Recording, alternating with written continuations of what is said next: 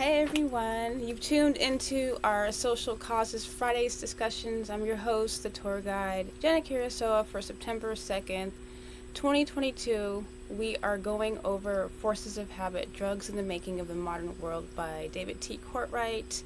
At any point in time you're consuming this, I can only hope you're doing well.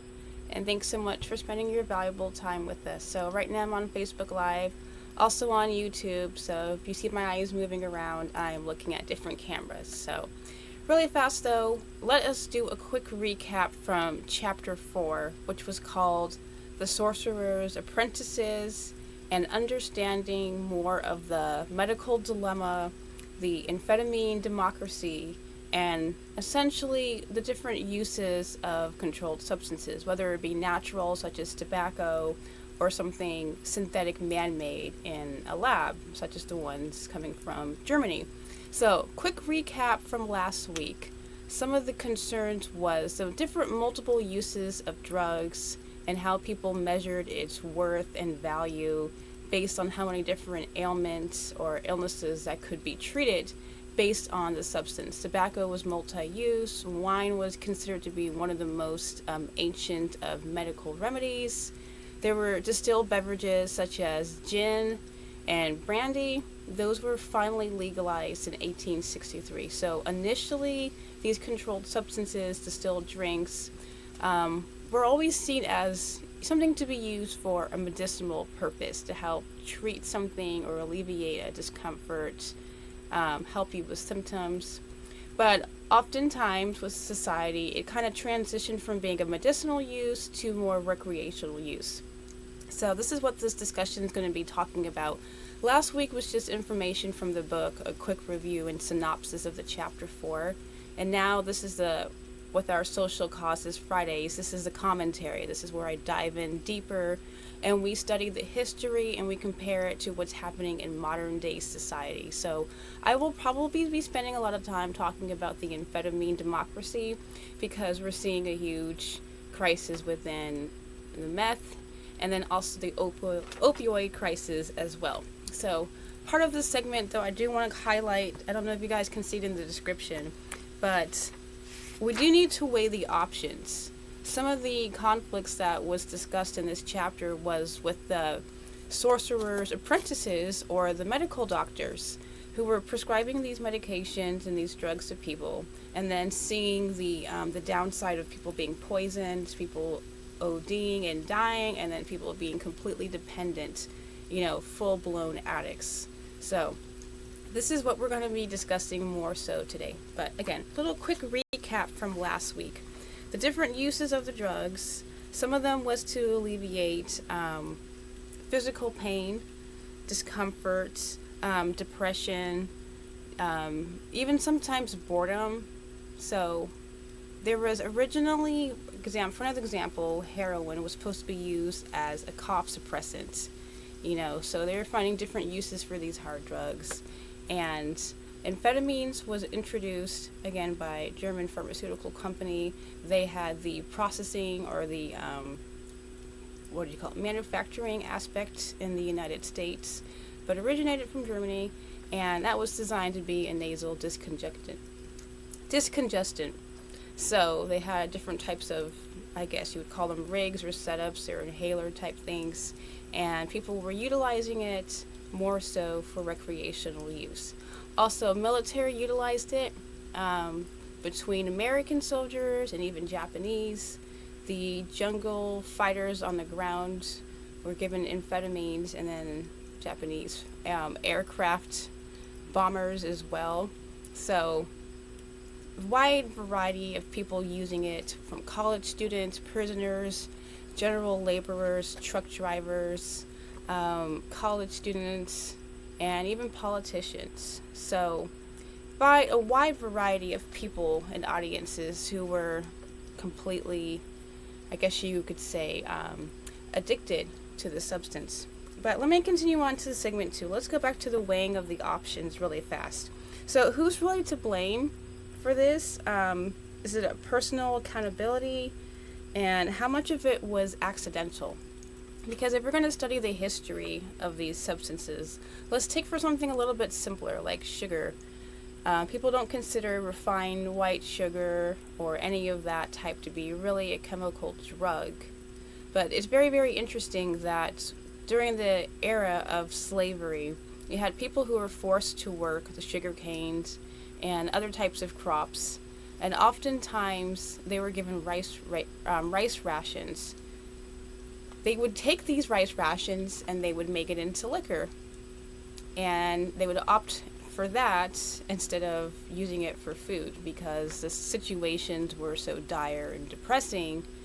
So it's really interesting today, though, that we see so many people who are heavily addicted to sweet, syrupy drinks such as soda, energy drinks, different types of candies, chocolates, cakes, cookies, what have you.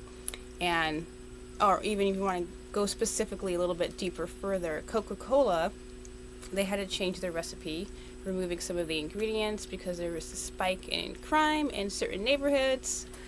Funny. Talk about the slave mentality.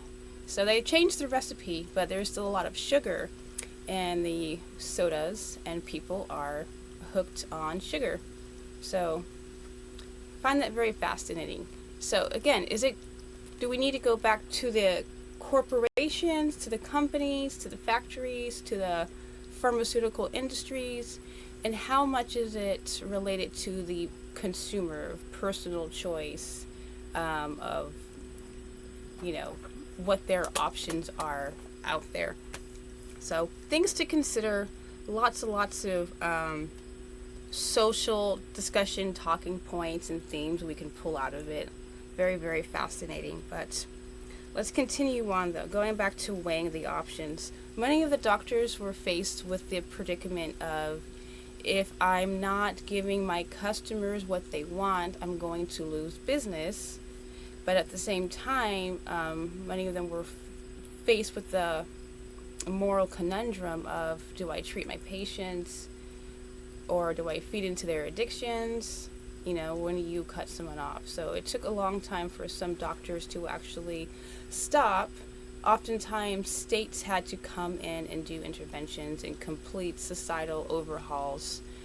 Prohibition, of course, is one of the things that most people come up with when they think about this. But another aspect, too, is the morality. We like to make fun of missionaries and the conservative Christian movement for, not even just Christians, though, Islamic beliefs don't support the idea of drinking. A lot of Buddhists opt for more sobriety or hesitant on toxins or hallucinogenics. There's different, aspects. There's so many different layers to this discussion. But ultimately, a lot of religious groups were not in favor of the intoxication aspect. So if you want to take that away, we need to also consider what the ramifications were for allowing people to imbibe in whatever they wanted, whenever they wanted to do so. The end results happened to be a spike in crime, people not willing to work. They talked about having the gin epidemic. People would go on binges and rendering men incapable of work. They were unashamed, and theft increased. Violent assaults also increased. So this is why oftentimes societies and governments had to step in with interventions and aggressively change what was happening in societies. So now I need to kind of let's bring it back to what we're seeing in modern day society. So I mentioned the crisis with opioids going on, plaguing the United States. And one of the root causes, one of the contributing factors to this epidemic was doctors prescribing these and oftentimes over-prescribing them and giving them to teenagers and young developing minds who developed a dependency, which resulted in, if they were unable to get it from the doctor's office, going to the streets and finding it in different forms. So that's one contributing factor. Another one is loss of employment. So we talk about the slave mentality, or actual slaves who had no choice. We have in modern day society where there's factories closing, people losing their jobs, a sense of hopelessness and despair, low morale. So all of this are contributing factors to the mindset. I know there are some people out there who are quick to assume that if you are on drugs, and that you're lazy, that you deserve it, that you just need to get your life together and stop being, stop, you know, you've heard all the stories. A lot of people out there are very, very ruthless and lacking empathy. But this is why we're going through the book series, Forces of Habit, Drugs in the Making of the Modern World by author David T. Courtwright. So, again, let's talk about what we're seeing today. And now with the methamphetamine crisis. So, again, it's initially the juice was designed for a decongestant, medical purposes, medicinal, but quickly turned into recreational use and very, very popular amongst its users. So we've done several years, of course, of the prohibition, interventions, government stepping in, educational things in schools, doctors having to reconsider their practices, how they're prescribing it. So at one point in time, there was a progress being made. And then, unfortunately, what happens, and the book describes it, the new generations tend to forget what the previous generations already experienced. They're not aware of what actually took place.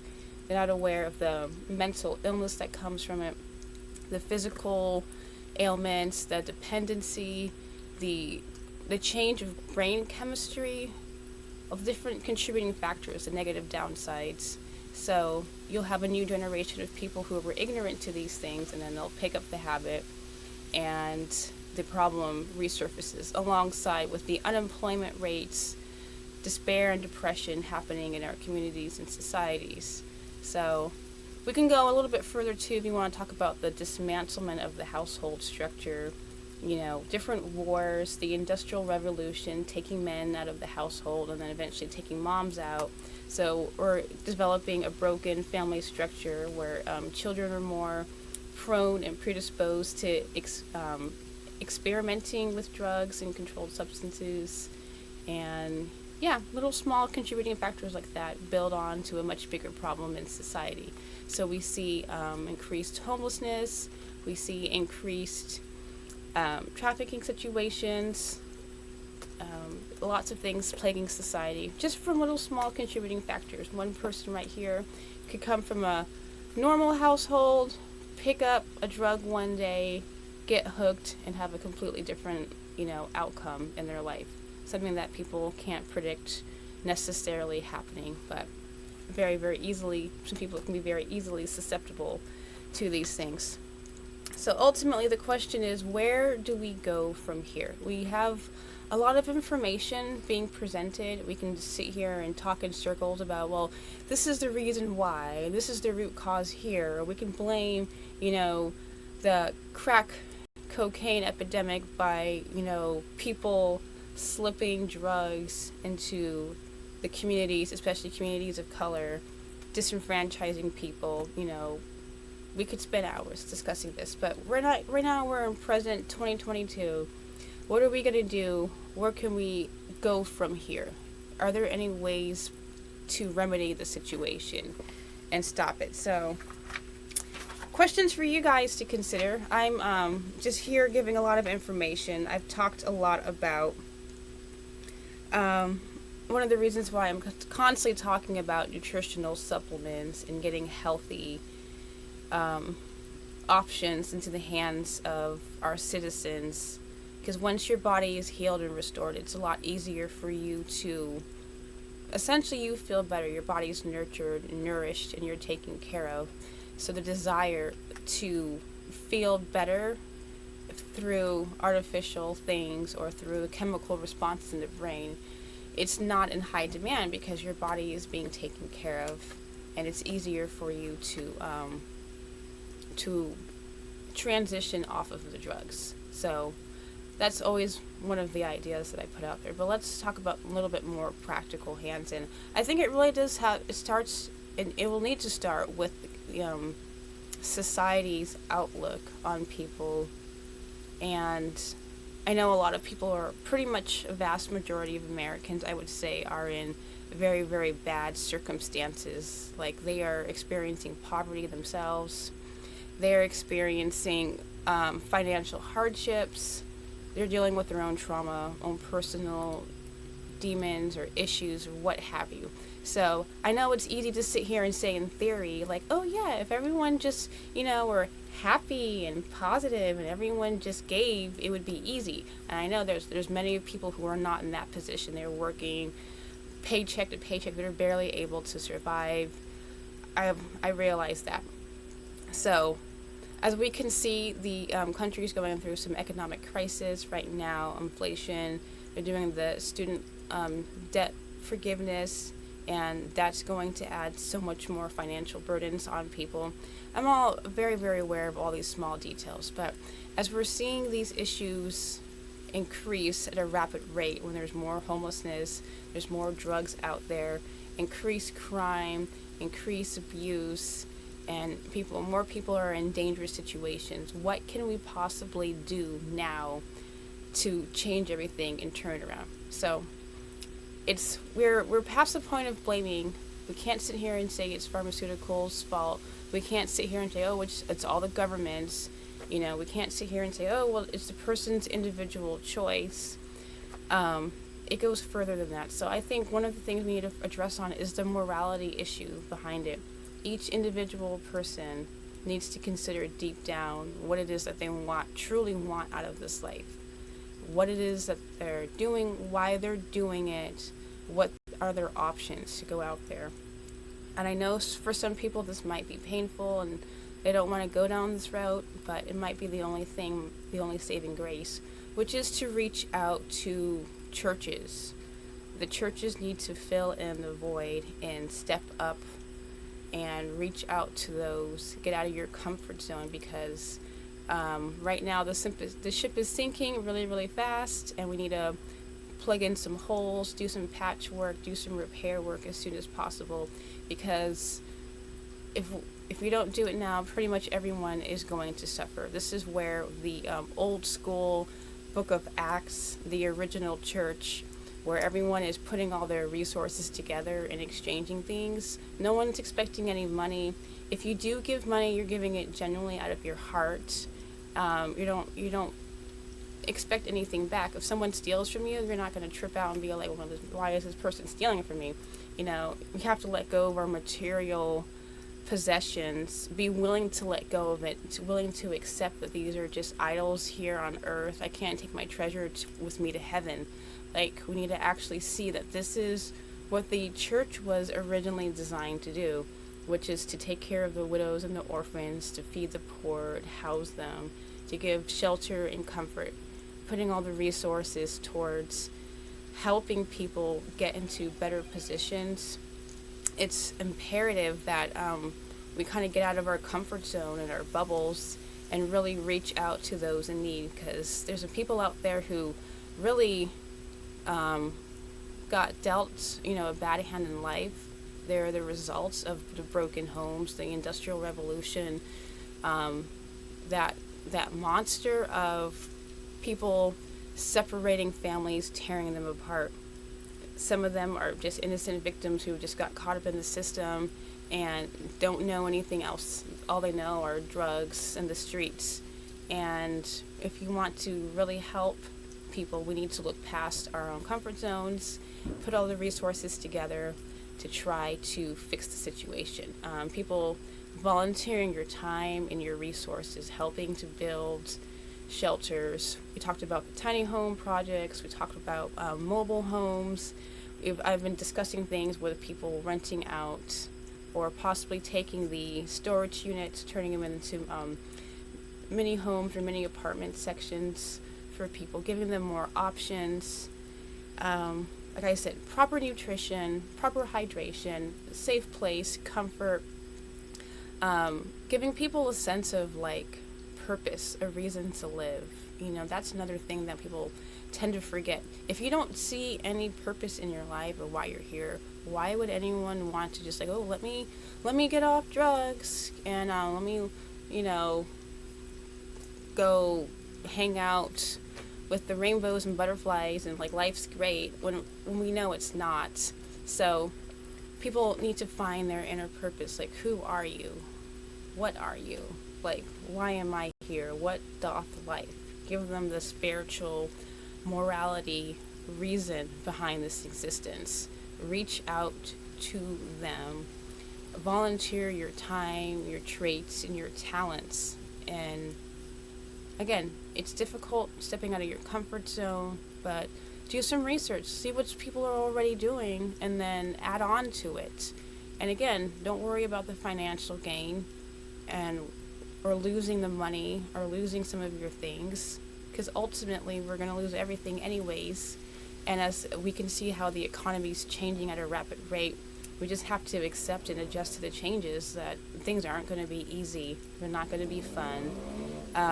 But if we plan ahead early on, storing food, preserving food, learning how to grow and cook your own food, saving it, and putting things aside for someone that might need a little bit of something, little things like that. But ultimately, it boils down to society's mindset of, the whole thing like, well, I gotta worry about me, I gotta worry about my kids. Yes, this is true. Absolutely, take care of your family, defend your family. No one's saying don't do that. But if you are in a position or you have the opportunity to do a little bit more, it would be extremely beneficial to everyone in society in the long run if you were just to extend some of your compassion, your time to help the treatment centers, the counseling services. We need to accept the fact that government is going to essentially fail people. There's a lot of holes in this system. There's a lot of errors, man-made errors, mistakes, things popping up, people slipping through the cracks. The corporations aren't taking care of their employees, which kind of does remind me, I did want to make mention, I watched this live stream of a group of people who had organized and did a demonstration outside their employer's office, demanding unions and demanding support from their communities, and calling out to the big corporations and saying, you don't care about us, you're not taking care of us, we can barely survive. So I did want to make mention of that. Those who are out there struggling, who are working their asses off, these fast food restaurants, whether it be Taco Bell, McDonald's, what have you. I remember experiencing working at a fast food place and realizing there's a lot of things that are extremely unfair. They're expecting a lot and they're not offering a lot. So the funny thing is, though, it's people get treated so poorly, and then everyone is surprised when the person's response is also a poor response. And I've had this thought in the back of my mind for the longest time. Very few companies do it, such as, I don't know if anyone's familiar with the California chain or the West Coast chain In-N-Out Burger. But they've already started their employees off more than minimum wage. Costco's another one of those companies where they've given their employees more money, and then on Sundays they get a little bit more money to work. And I just couldn't understand for the life of me, maybe if you treated your employees better, you would get better results. And I know one of the arguments, and a lot of old schoolers and capitalists and boomers have this mindset, well, it's supposed to be fast food, it's supposed to be minimum wage because you're supposed to advance yourself and work your way up. It's not supposed to sustain you. It's not supposed to be a comfortable place. Okay, in theory, that may have worked back in the day when things were so much different. The circumstances were so much different, where you could easily obtain better employment and better job opportunities. But we're not in that era anymore. We're in an era where people need a job and they need to survive, period. That's where we're at. We can't go back then and say, well, this is the way things are, or this is the way it should have been, or we can't do that. We're here right now. So I think many people have the same mindset, and something that I've thought about for the longest time. I'm like, why don't you just give people better, treat them better, maybe the outcome would be better. Like, we're always talking about love and tolerance, so there's going to be difficult people out there. There's always going to be difficult people. There's always going to be someone who doesn't want to work, who's going to be lazy, who doesn't take the job seriously, doesn't respect anyone. There's always going to be those people. And those are the people that you could say, okay, you need to get out. You don't need to be here. But there are also others who work extremely hard, who have integrity, and who genuinely want to serve the company that they're working for. There are people who actually like their customers, who actually like their jobs, even if it is just flipping burgers, which I don't agree with that either. You're providing a service, you're providing food for someone, and believe it or not, there are people out there who take a lot of pride in their job, like providing food for someone else. Like, that is a labor of love. People put a lot of heart into it. So with the Social Causes Fridays, I'm going to attach in those hard workers out there who actually do care and want to do a good job in their position. So I've brought this up several times, and I'll keep bringing it up. I know it sounds pretty crazy, but just hear me out on this one. I know it's kind of an extreme idea, but there was also a video I saw where people had taken a picture of a little boy sleeping at a McDonald's in one of the booth sections.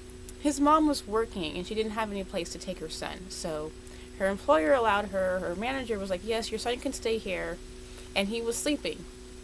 And people were criticizing the mom, and like, why are they having this boy in the store? And I'm like, well, why don't we just, I don't know, if the Ronald McDonald House helps to take care of kids that are terminally ill, and they house families, and they have this Ronald McDonald Foundation, they have a lot of money going into supporting families. How about you attach, I don't know, maybe a daycare center somewhere for the employees to take their children?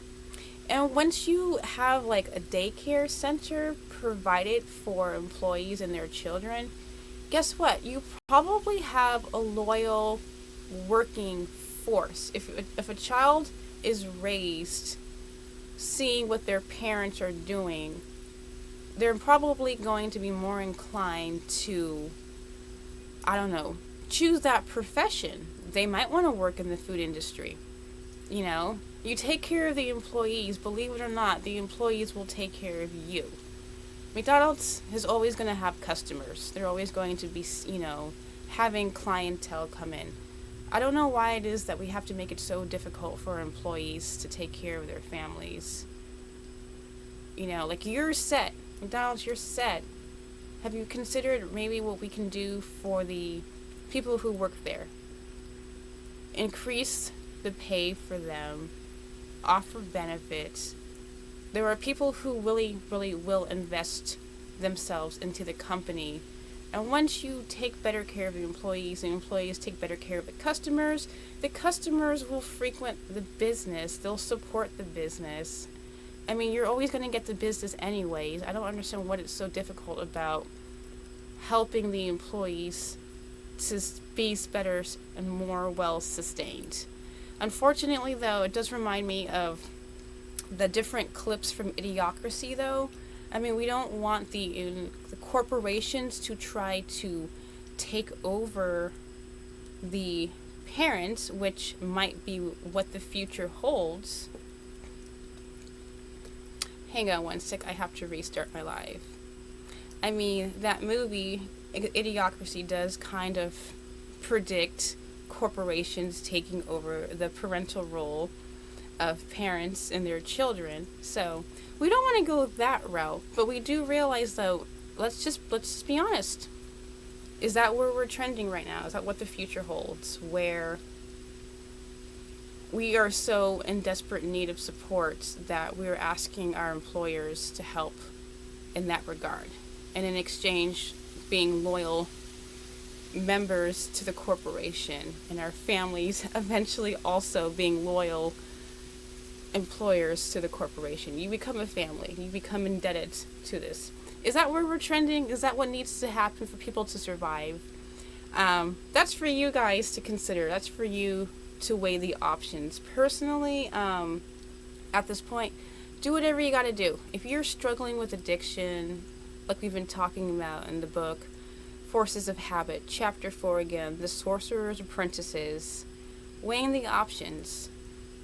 We're past the point of blaming, like, oh, it's the big pharma, or it's all the TV commercials, or it's the corporations who are, with their advertising and their brainwashing and convincing us to buy these things. Like, we can't blame just one thing. It's part of it is lack of employment opportunities, lack of purpose in life, lack of community support, lack of church support, lack of morality. So many things, contributing factors. We're at the point now, like I said, let me wrap this up. We have to stop blaming people. Gotta stop saying, well, you're not working hard enough, or you're just taking advantage, or you're entitled, or there's so many things. The generations before us never experienced smartphones, technology. They didn't go to school where you were given computers and laptops. Calculators were still very, very taboo back in the day. Now you can just say, hey Alexa, and then ask a question and then get the answer. People didn't have the same educational opportunities. They weren't forced to learn and think and allow their brains to grow and mature. We have a whole different mindset out there right now. We need to take that into account. So what we can do now is offer the support that people need and help them to see their biggest purpose in life and their greatest potential.